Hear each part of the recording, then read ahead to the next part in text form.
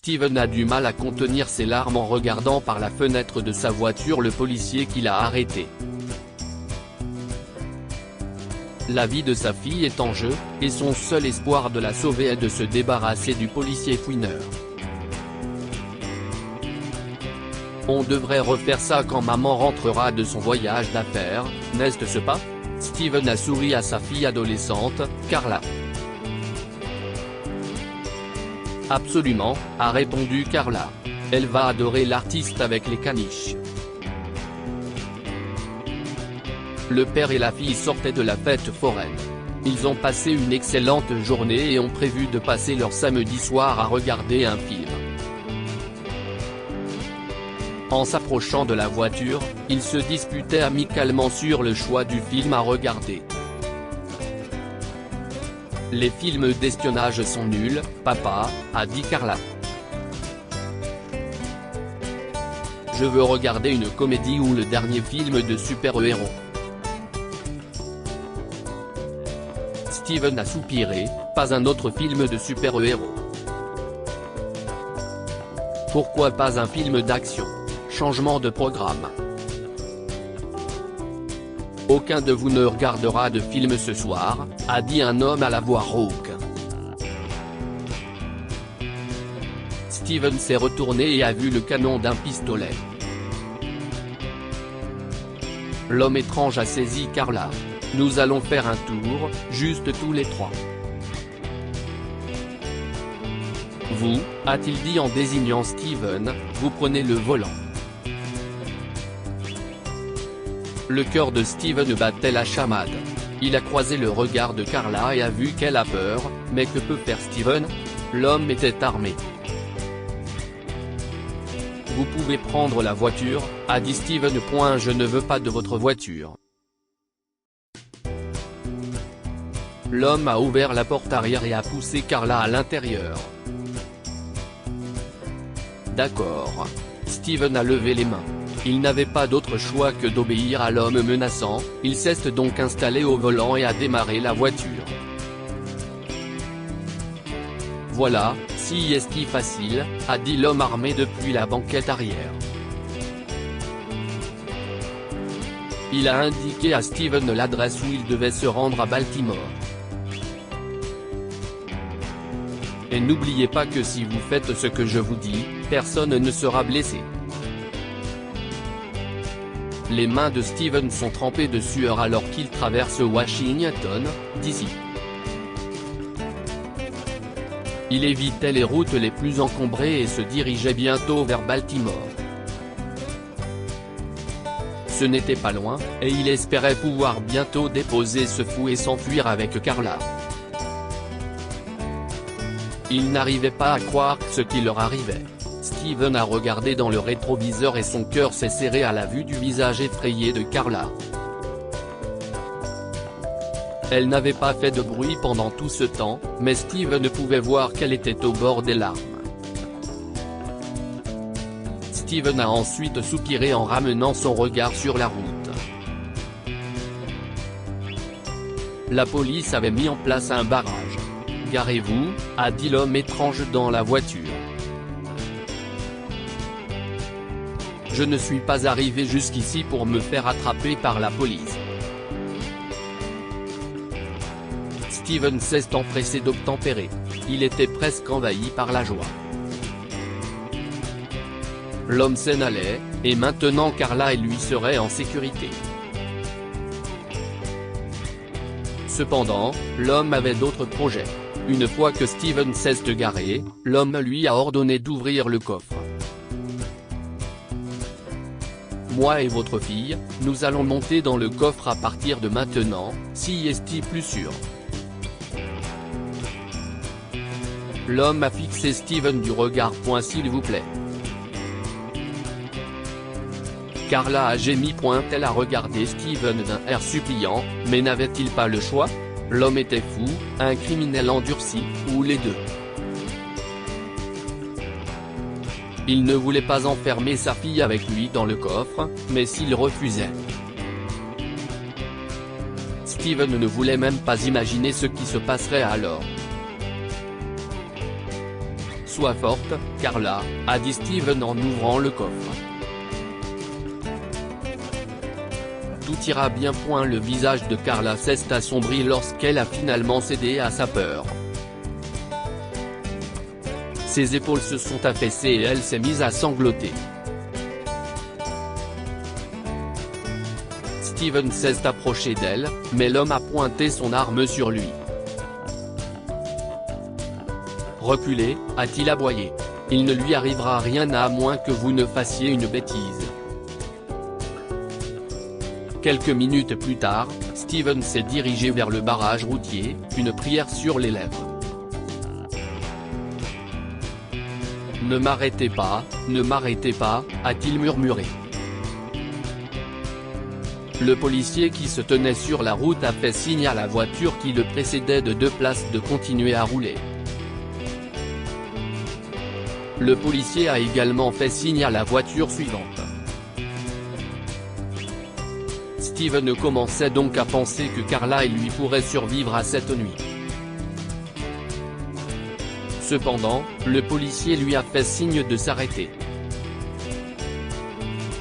Pendant quelques secondes de désespoir, Steven a envisagé d'appuyer sur l'accélérateur et de s'enfuir à toute vitesse. Puis le bon sens l'a retenu. Il n'irait pas loin s'il essayait d'échapper à la police, et le tireur fou se rendrait immédiatement compte que quelque chose ne va pas. Steven s'est arrêté et, quelques instants plus tard, un autre policier est apparu à sa fenêtre. Steven avait déjà sorti son permis de conduire et ses papiers d'immatriculation et les a tendus vers le policier avant qu'il ne puisse les demander. On dirait que vous êtes pressé. Le policier l'a regardé avec méfiance. J'essaie juste de rentrer chez moi, monsieur l'agent. Ça ne devrait pas être long, monsieur. Le policier a vérifié ses papiers. Il a ensuite jeté un coup d'œil sur la banquette arrière. Tout semble aller bien jusqu'à présent. Ouvrez le coffre et vous pourrez bientôt partir. La bouche de Steven s'est asséchée, il s'est raclé la gorge et a essayé de trouver une raison convaincante de refuser la demande du policier. L'homme fou pouvait probablement tout entendre depuis le coffre, et Steven allait devoir choisir ses mots avec soin. Les larmes ont rempli les yeux de Steven et ont coulé sur ses joues. S'il vous plaît, non, a-t-il murmuré. Le policier était maintenant sur ses gardes. Il a jeté un coup d'œil pensif sur la voiture tandis qu'un second agent apparaissait derrière lui. Ouvrez le coffre, tout de suite, a ordonné le second agent. Rick a été officier de police pendant 10 ans. Son travail acharné et ses bons instincts lui ont valu plusieurs promotions au cours de cette période. En ce moment même, son instinct lui disait que quelque chose n'allait pas avec l'homme qui pleurait dans la voiture. Il a levé la main et a fait signe à James, son collègue, de se taire. Il a alors sorti son carnet et a écrit un message pour le conducteur. « Il y a quelqu'un dans le coffre ?» Le chauffeur a gémi en lisant le message. C'était toute la confirmation dont Rick avait besoin, mais il a toujours attendu que l'homme écrive sa réponse. Oui, a-t-il écrit sous la question de Rick. Rick a écrit 2 autres questions. La personne est-elle armée? Y a-t-il quelqu'un avec elle? Les épaules de l'homme se sont mises à trembler et il a commencé à pleurer sérieusement après avoir lu la note de Rick. Il a acquiescé et a écrit « Il a ma fille. Nous devons suivre le protocole », a dit James. Ouvrez le coffre et arrêtez la personne qui s'y trouve. Rick a secoué la tête. Alors qu'est-ce ce qu'on fait? Rick a réfléchi. La situation était difficile et il ne voyait qu'une seule solution. Il a rapidement expliqué son plan à James. Le jeune policier a froncé les sourcils et a secoué la tête. Vous ne pouvez pas faire ça, a dit James. Cela va à l'encontre du protocole et vous ne savez même pas si ce type dit la vérité. Tout cela pourrait être un mensonge. Je le crois, a répondu Rick, et si est-il le seul plan que nous ayons. Envoyez l'alerte à mes ordres. Rick s'est penché vers le conducteur. Monsieur, je vais monter dans la voiture avec vous. Pour l'instant, je vous demande de continuer à suivre les instructions de l'homme et de nous faire confiance pour vous aider. Mon partenaire nous suivra. Rick s'est installé sur le siège passager et a fait signe à l'homme de continuer à conduire. Il s'est éloigné et ils ont roulé en silence. Rick est resté attentif pendant tout ce temps. Une ou deux fois, il a entendu des bruits sourds et des gémissements provenant du coffre, mais il ne semblait pas que l'homme qui s'y trouvait ait encore fait du mal à la fille du conducteur. Alors qu'ils ont pénétré dans la banlieue de Baltimore, Rick a réfléchi à la prochaine étape de son plan. C'était le moment où la situation pouvait devenir dangereuse très rapidement. Il devait être prudent s'il voulait résoudre ce problème sans que personne ne soit blessé. Rick a jeté un coup d'œil au chauffeur. L'homme était dans un sale état. Il craignait que le conducteur ne prenne des risques pour sauver sa fille. Malheureusement, Rick ne pouvait même pas calmer l'homme car l'homme armé dans le coffre risquait de l'entendre. Quelques minutes plus tard, le chauffeur s'est arrêté dans une allée. La maison était sombre. Le chauffeur a fait signe à Rick, qui a acquiescé. Ce devait être l'endroit où il était censé s'arrêter. Rick et le chauffeur sont sortis du véhicule, puis Rick a fait signe à l'homme. Rick s'est mis à terre et a grimpé sous la voiture. Il a sorti son arme de service et a penché la tête pour voir les pieds du tireur une fois qu'il est sorti. Il a ensuite vu le conducteur faire le tour de la voiture pour ouvrir le coffre. Rick savait que son timing devait être parfait. Les doigts de Steven tremblaient lorsqu'il a ouvert le coffre. Il était terrifié à l'idée de ce qu'il pourrait y trouver et de ce qui pourrait se passer ensuite. L'homme fou à l'intérieur a surgi lorsque le coffre a été ouvert et a entraîné Carla derrière lui. L'expression du visage de sa fille a brisé le cœur de Steven. Son visage était pâle, ses joues étaient couvertes de larmes, et ses yeux brillaient. « J'ai fait ce que vous m'avez demandé », a dit Steven, « maintenant laissez-la partir. » Mais l'homme a ricané. Steven a regardé avec horreur l'homme resserrer son emprise sur Carla et faire demi-tour. Il tenait son arme prête à tirer tout en observant les alentours.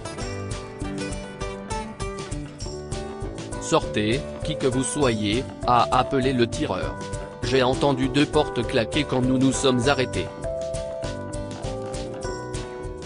Si un crétin est ici, cela signifie qu'un autre crétin se cache quelque part. » « Non, il n'y a personne d'autre ici », a dit Steven. « Si est moi qui l'ai fait.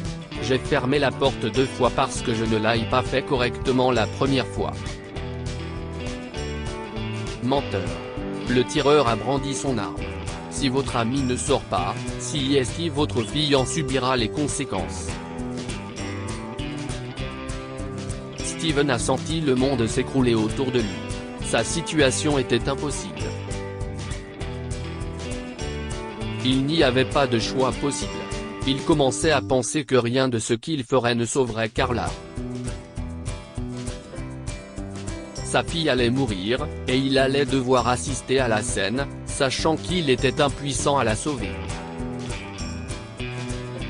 Le policier appelle de sa cachette sous la voiture, « D'accord, je vais sortir de la voiture. Je vais sortir doucement et gentiment. Restez calme. » Steven a vu les yeux du tireur s'écarquiller lorsque le policier est apparu. Puis il resserra sa prise sur l'arme et son visage a fait des grimaces. « Vous avez fait intervenir la police ?» a-t-il dit. C'était une grosse erreur. L'homme armé a fait entrer Steven, Carla et le policier dans la maison par une porte qui donnait sur la cuisine. L'homme armé a ensuite fouillé dans les tiroirs d'une main tout en surveillant le trio. Il a fini par sortir un paquet de serre-câbles et a attaché le trio aux chaises de la salle à manger. « Vous avez tout gâché », a-t-il dit en resserrant les liens de Steven. « J'allais vous laisser partir, mais maintenant vous avez impliqué la police. Je devrais vous faire sauter. Votre vie est foutue si vous faites ça », a dit le policier. Le tireur a poussé un cri de rage. Il a bousculé le policier si fort qu'il est tombé sur sa chaise, puis il est sorti de la cuisine en courant. « Ça va ?» a demandé Steven au policier. Avant qu'il ne puisse répondre, les otages ont entendu un grand fracas résonner dans la maison. Steven pensait que ses yeux le trompaient lorsqu'une dame âgée brandissant une pelle entrait dans la cuisine. « Encore des intrus. Je vais vous frapper la tête comme je l'ai fait à votre ami », s'est-elle écriée en se précipitant vers eux. « Non. Nous sommes des otages », a hurlé Steven. Cet homme à terre est un officier de police. La femme âgée a baissé sa pelle et a regardé le policier. Lorsqu'elle a vu que Steven disait la vérité, elle les détacha rapidement. Tandis que Steven embrassait Carla, la femme âgée a conduit le policier vers le tireur qu'elle a assommé. Rick a immédiatement retiré son arme et a passé les menottes à l'homme. En attendant l'arrivée des renforts de Rick, la femme âgée leur a expliqué qu'elle venait d'aménager dans la maison. Elle l'avait acheté à bas prix parce qu'elle appartenait à un voleur emprisonné à vie. Rick leur a alors révélé que le barrage est destiné à appréhender un homme qui s'est échappé d'une cellule de détention du palais de justice. Quelques jours plus tard, Steven et la dame âgée ont reçu des médailles pour leur bravoure. Steven estimait qu'ils ne la méritaient pas, insistant sur le fait qu'un homme courageux aurait combattu le tireur. Mais Rick, qui était devenu ami avec Steven, avait une opinion différente.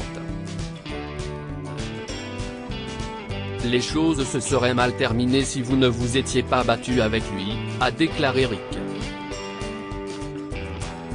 Votre fille est en vie aujourd'hui parce que vous avez choisi de jouer la carte de la sécurité et que vous avez eu le courage d'aller jusqu'au bout. Que pouvons-nous apprendre de cette histoire ? La bravoure ne consiste pas toujours à se battre. Steven a dû prendre un risque et faire confiance à la police pour protéger sa fille, ce qui demande une autre forme de courage. Avoir la foi dans les moments difficiles. Même si nous sommes confrontés à de nombreux défis dans la vie, dont certains peuvent être effrayants, il est important d'avoir la foi que tout se passera pour le mieux. Partagez cette histoire avec vos amis. Elle pourrait égayer leur journée et les inspirer. Cette histoire est inspirée de la vie quotidienne de nos lecteurs et rédigée par un écrivain professionnel. Toute ressemblance avec de véritables noms ou lieux est une pure coïncidence. Toutes les images sont utilisées uniquement à des fins d'illustration. Partagez votre histoire avec nous. Elle changera peut-être la vie de quelqu'un. Si vous souhaitez partager votre histoire, envoyez-nous un mail à info@amomama.